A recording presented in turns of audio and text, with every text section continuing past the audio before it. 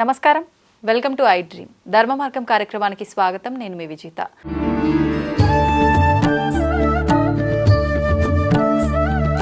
నమస్కారం గురుగారు. ఆయుష్మతి భవ. గురుగారు, ఆ రోజు మనం పొద్దున లేవగానే చూసిన ఫోటోను, చూసిన మనిషినో వాళ్ళ ప్రభావం కూడా మన మీద ఉంటుంది. ఒకరిని చూస్తే చాలా మంచిగా అనిపిస్తుంది ఈ రోజంతా, ఇలా చెప్తుంటారు. మనుషుల సంగతి పక్కన పెడితే పొద్దున్న లేవగానే మనం దైవాన్ని గనక చూస్తే చాలా బాగుంటుంది అని కూడా పెద్దవాళ్ళు చెప్తుంటారు. ఏ నామస్మరణ, ఏ దైవాన్ని చూస్తే ఆ రోజంతా కూడా శుభప్రదంగా ఉంటుందంటారు? తప్పకుండా అమ్మా. మన హైందవ ధర్మంలో ప్రతి ఒక్క విషయాన్ని మన పెద్దలు మనకు చెప్పారు. ఓన్లీ థింగ్ అది ఏంటనేది తెలుసుకోవాలి, దాన్ని పాటించాలి. తెలుసుకోకుండా ఇష్టం వచ్చినట్టు వెళ్తే దెబ్బలు తింటాం. తెలుసుకోవాలి, పెద్దలను అడిగి, మనకు తెలియకపోతే పెద్దలను అడిగి తెలుసుకోవాలి, ఆ ప్రకారం నడుచుకోవాలి. మంచం మించి మనకి నిద్ర మెళుకొస్తుంది అనగానే, లేస్తున్నాము అనగానే ఫస్ట్ శ్రీహరి శ్రీహరి శ్రీహరి అని 3 సార్లు స్మరించుకోవాలి ఎవరైనా సరే. తర్వాత లేచి కాళ్ళు భూమి మీద పెట్టే ముందు భూమాతను ప్రార్థించాలి. ఎందుకంటే ఆవిడ మన బరువును మోస్తుంది. మనం ఆవిడ మీద మన పాద స్పర్శని, పాద తాపడాన్ని, అంటే ఎంత భారం మనం కాళ్ళతో నడుస్తున్నాము, పరిగెడుతున్నాము, తొక్కుతున్నాము. సో లేచిన దగ్గర నుంచి ఆవిడని ఆధారంగా చేసుకొని మనం ఉన్నాం కాబట్టి ఆవిడని ప్రార్థించాలి. సముద్ర వసనే దేవి పర్వత స్తనమండలి విష్ణుపత్నీం నమస్తుభ్యం పాదస్పర్శంచ క్షమస్వమే. అంటే అమ్మా, సముద్ర వసనే దేవి ఆవిడ ఎక్కడ ఉంటుందంటే సముద్రంలో ఉంటుంది. ఈ భూమండలం మీద 3 వంతుల నీరు, 1 వంతే భూమి ఉంది. సో సముద్రంలో ఉంది. సముద్ర వసనే దేవి పర్వత స్తనమండలి, అంటే పర్వతాలే ఆవిడకి స్తన్యంగా. విష్ణుపత్ని, ఆవిడెవరంటే విష్ణుపత్ని, లక్ష్మీదేవి కదా, భూమాత, భూలక్ష్మి. విష్ణుపత్నీం నమస్తుభ్యం పాదస్పర్శంచ క్షమస్వమే. అమ్మ, నాకు గతి లేక నీ మీద నా పాదాలని మోపుతున్నాను, నన్ను క్షమించు అని దండం పెట్టుకొని, భూమాతకి దండం పెట్టుకొని, తర్వాత చేతులు 2 కరాగ్రే వసతే లక్ష్మి శ్లోకం ఉంది. కరాగ్రే వసతే లక్ష్మి, కరమధ్యే స్థితే గౌరీ, కరమూలేతు సరస్వతి. ఇది ఈ చేతుల్ని ఆ శ్లోకంతో చదివి మొహానికి రాసుకొని అప్పుడు కళ్ళు ఓపెన్ చేయాలి. ఇప్పుడు ఈ శ్లోకం ఇదంతా నాకు రాదు, నేను చెప్పలేను అనుకుంటే మామూలుగా అమ్మవారిని స్మరించుకొని ఇవాళ రేపు యూట్యూబ్ పుణ్యమా అని, సోషల్ మీడియా పుణ్యమా అని ప్రతిదీ ఉందమ్మా. Where there is a will there is a వే.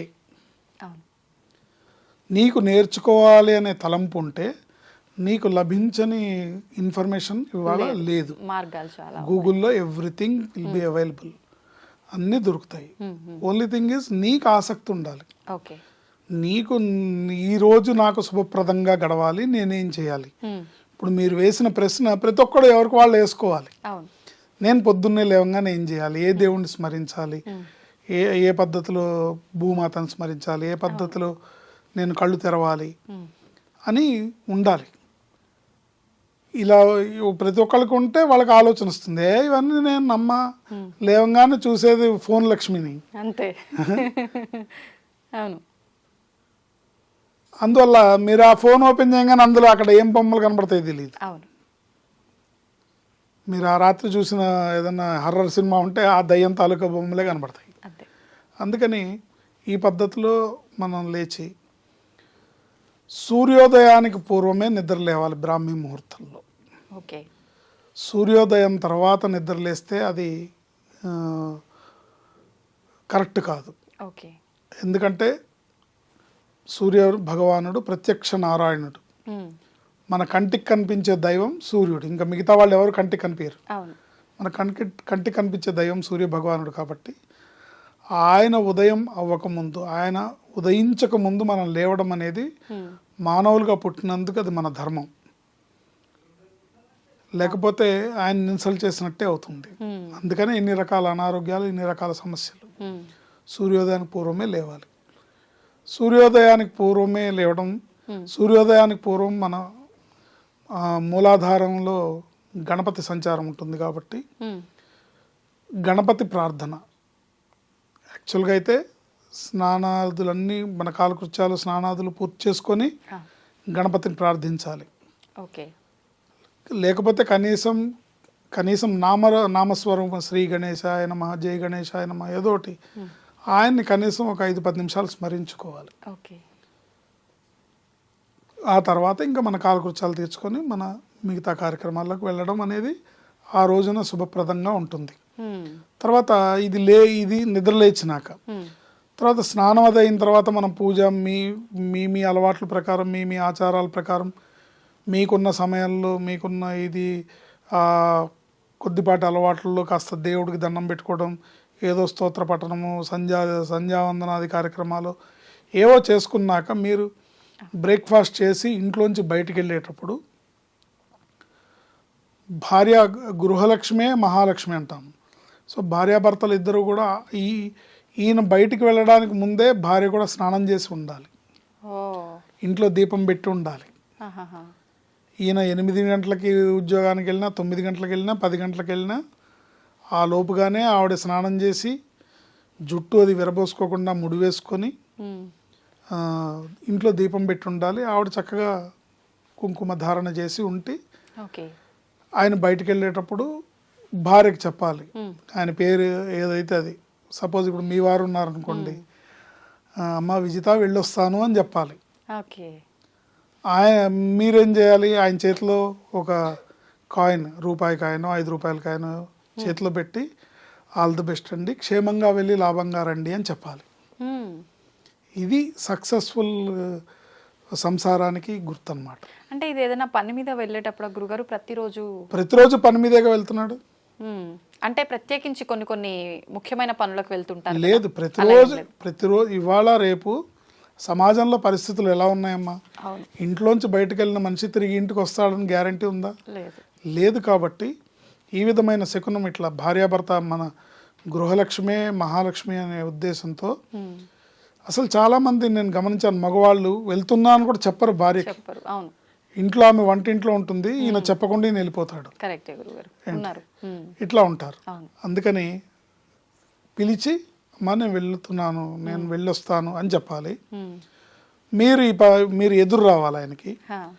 ఎదురొచ్చి రూపాయి కాయిన్, ఒక కాయిన్ ధనానికి సంబంధించిన కాయిన్ చేతిలో పెట్టి ఆల్ ది బెస్ట్ అండి, క్షేమంగా వెళ్ళి లాభంగా రండి అని షేక్ హ్యాండ్ పంపించాలి. అప్పుడు ఆ రోజుల్లో ఆయనకి శుభప్రదంగా ఉంటుంది, సక్సెస్ఫుల్గా ఉంటుంది, తిరిగి మళ్ళీ ఆయన క్షేమంగా ఇంటికి తిరిగి వస్తాడనే గ్యారంటీ ఉంటుంది. ఇవన్నీ సంగతి పక్కన పెడితే హ్యాపీనెస్ ఉంటుంది. అంతే కదా. అంతే గురుగారు, బాండింగ్ అనేది పెరుగుతుంది. సో వీటిలో అంతరార్థం అదే. అంతేకాకుండా చాలామంది గృహిణులు కూడా ఇప్పుడు ఇది పొద్దున పూట వెళ్ళేటప్పుడు సాయంత్రం ఇంటికి వస్తాడు ఆయన. ఇంటికి వచ్చినాక కనీసం ఆయనకు మంచినీళ్ళు ఇవ్వకుండానే అట్లా జరిగింది, ఇట్లా జరిగింది, వాడు అట్లా చేశాడు, ఈ పెద్ద అబ్బాయి ఇట్లా చేశాడు, అమ్మాయి ఇట్లా చేసింది, ఇవన్నీ మాటలు. ఇలా కాకుండా ముందు ఒక గ్లాస్ మంచినీళ్ళు ఇచ్చి, ఒక కాఫీ ఇచ్చి, అంతా బాగా జరిగింది కదా, ఇవాళ అంతా హ్యాపీ కదా అని మాట్లాడినాక అప్పుడు మీరు ఏదన్నా ఉంటే స్టార్ట్ చేసి చెప్పాలి. ఇలా కొద్దిగా బాండింగ్, ఒకళ్ళ మధ్యలో ఒకళ్ళకి అండర్స్టాండింగ్ ఉంటే ఆ సంసారం బాగుంటుంది. నిజంగా చాలా మంది ఇది విని పాటించాలి గురువుగారు. ఇవన్నీ లోపిస్తున్నాయి చాలా కుటుంబాల్లో. అంటే ఏమవుతుందంటే ఎప్పుడైతే దీనికి అనేక రకాల కారణాలు, ఎప్పుడైతే స్త్రీకి స్వతంత్రం కావాలని, స్త్రీ తన కాళ్ళ మీద తాను నిలబడాలని, వాళ్ళకి విద్యాబుద్ధులు, ఉన్నత విద్య ఇవన్నీ చెప్పిన తర్వాత ఆటోమేటిక్గా వాళ్ళు ఉద్యోగాలు చేయాల్సి వచ్చింది. ఉద్యోగాలు చేసినప్పుడు మరి ఇద్దరూ ఆ ఉద్యోగాలకు వెళ్తూ ఉంటే ఇంక ఎదురొచ్చేది ఎవరు, రిసీవ్ చేసుకునేది ఎవరు? సో ఇవన్నీ కొంచెం లోపిస్తున్నాయి. కాబట్టి అవన్నీ నేను చెప్పిందే అందరినీ మీరు ఉద్యోగాలు మానేసి మీ ఇంట్లో కూర్చొని మీ ఆయనకి ఎదురు నేను చెప్పట్లేదు. అయితే ఆ జీతం మీద మీరు పంపించండి అంటారు. అట్లా కాకుండా అవకాశం ఉన్నవాళ్ళు, ఇంట్లో ఉన్నవాళ్ళు, అవకాశం ఉన్నవాళ్ళు, గృహిణిగా చాలా మంది ఉంటారు ఇంట్లో, వాళ్ళు వినియోగించుకోండి. ఆ గృహిణికి ఈ భర్తలు విలువనివ్వండి, విలువనిచ్చి మర్యాదనిచ్చి మర్యాదగా వెళ్ళొస్తున్నాను అని చెప్పండి. ఇలా చేస్తే సక్సెస్ఫుల్గా ఉంటుంది సంసారం. ఓకే, నిజంగా చాలా మంచి విషయాలు తెలియజేశారు గురుగారు. ఇలాంటి విషయాలు ఇంకా మనం మాట్లాడుకోవాలి ముందు ముందు ఎపిసోడ్లో. ధన్యవాదాలు గురుగారు. ఆయుష్మతి భవ.